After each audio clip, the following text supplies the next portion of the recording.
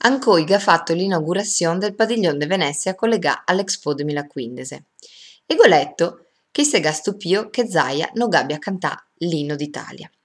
E ora, l'inno è un canto de lode e mi adesso vi domando, perché Zaia avrebbe dovuto cantare grazie a uno Stato che si drio mastegarne, si drio massacrarne le tasse, ciucciarne tutti gli schei, farne diventare matti.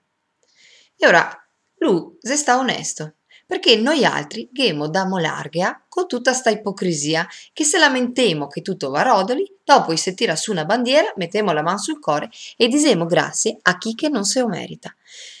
Se goda dire grazie a qualchedun, lo dico ai veneti, perché i veneti i se fa sue maniche ogni dì, i lavora, i se dà una mano e i manda avanti la baracca.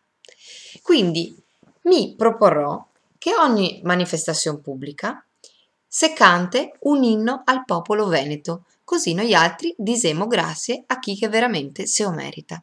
E sto chi sarà un inno che mi canterò con vera gioia e con la mano sul cuore.